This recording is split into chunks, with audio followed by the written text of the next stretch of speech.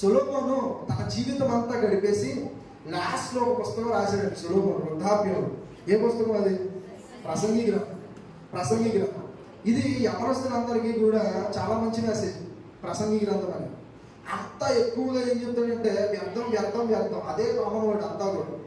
ఎందుకు వ్యర్థం అంటాడంటే ఈ కాలంలో ఉన్న యవనస్తులు కానివ్వండి, చాలా మంది కానివ్వండి, ఏదైతే ఆనందం ఏదైతే సంతోషం అని వెతుకుతా ఉన్నారో సొలొమోను కూడా అలాగే వెతికాడు.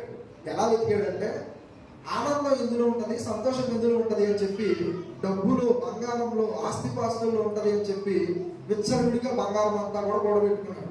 సొలొమోను పరిపాలించినటువంటి ఆ రాజ్య పరిపాలనా కాలాన్ని ఏమని పిలిచారు తెలుసా?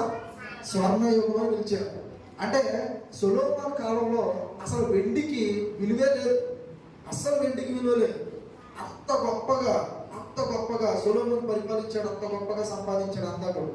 చివరికి సంపాదించాడు, బంగారం అంతా కూడా పెట్టుకున్నాడు. తీరా చూస్తే సంతోషం కలగట్లేదు.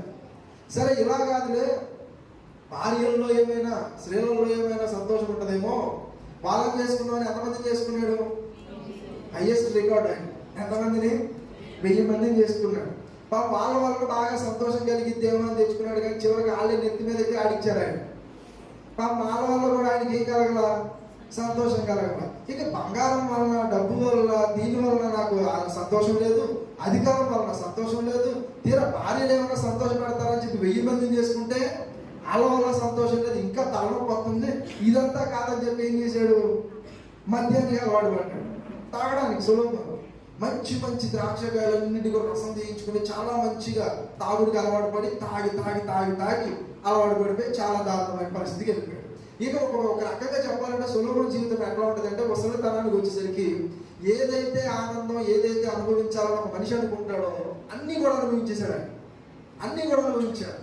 ఆస్తిపాస్తుల, అధికారమ, స్త్రీల, లేకపోతే మద్యమ, చెడు అలవాట్ల అన్నీ కూడా అనుభవించేశాడు సొలొమోను. అన్నీ అనుభవించి చివరికి వృద్ధాప్యానికి వచ్చేసరికి, ముసలితనానికి వచ్చేసరికి అంటాడు అంతా వేస్ట్ అంటాడు. అంటే సొలొమోను ఇచ్చే మెసేజ్ ఏంటంటే, నా జీవితం అంతా కూడా నేను ఎక్కడో ఆనందం ఉంది, ఇటుల్లో సంతోషం ఉంది, నీటి వెనకాల పడ్డాను, కానీ నాకులాగా మాత్రం మీరు ప్రవర్తించమాకండి. ఇప్పుడు మనకి ఇచ్చినటువంటి స్వాతంత్రమే దేవుడు సొలొమోనుకి కూడా ఇచ్చాడా లేదా? స్వాతంత్రాన్ని, ఆయనకి ఇచ్చినటువంటి సరిహద్దులని చెరుపుకుంటూ వెళ్ళిపోయి పాపంలోకి వెళ్ళిపోయాడు సొలొమోను. పాపంలోకి వెళ్ళిపోవడం వల్ల ఒకదాని తర్వాత ఒకటి ఆ పాపంలో సంతోషాన్ని ఎత్తుకున్నాడు. అలా ఎత్తుకుంటూ తన జీవితాన్ని సర్వనాశనం చేసుకున్నాడు. ఈరోజు చాలా మంది పరిస్థితి అంతే. మన సరిహద్దులను మనం చెరుపుకుంటూ మనం ఒక అడుగు బయటికి వెళ్తే అటు నుంచి అట్టే ఇంకా బయటికే పోతాం తప్ప లోపలికి రావడం అనేది అసాధ్యం.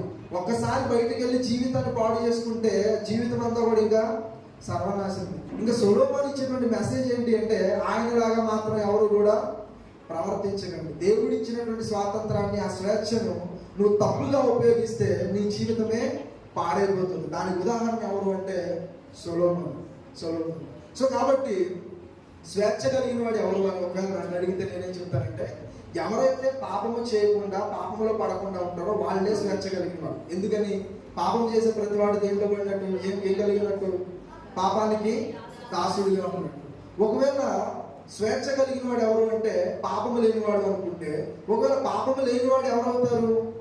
ఎవరైతే తన మీద తాను సెల్ఫ్ కంట్రోల్ ఉందో, ఎవరైతే దేవుడిచ్చిన స్వాతంత్రాన్ని మంచిగా వినియోగించుకుంటారో వాళ్ళే పాపం లేనివారు. ఇప్పుడు ఈ మన భారతదేశంలోనే కాదు, ఈ ప్రపంచంలో ఎవరైనా పాపరహితుడిగా ఎవరైనా ఉన్నారంటే ఎవరున్నారు? ఎవరైనా ఉన్నారా? మనుషులలో ఎవరు కూడా లేరు. కానీ ఎవరైనా ఒక వ్యక్తిని చూపించగలము అంటే అది ఎవరు? యేసు ప్రభు మాత్రమే. ఇప్పుడు యేసు ప్రభు పాపము లేకుండా ఉండడానికి కారణం ఏంటి చెప్పండి? ఆయనకి స్వేచ్ఛ ఉందా లేదా? ఇప్పుడు మనకి స్వేచ్ఛ ఉందా లేదా? ఉంది. ఆయనకి స్వేచ్ఛ ఉందా లేదా? కానీ నేను స్వేచ్ఛని ఎలా డిఫైన్ చేస్తానంటే, ఎవరైతే పాపం లేకుండా ఉంటారో వాళ్ళే స్వేచ్ఛ కలిగిన వారు అంటారు. ఓకేనా?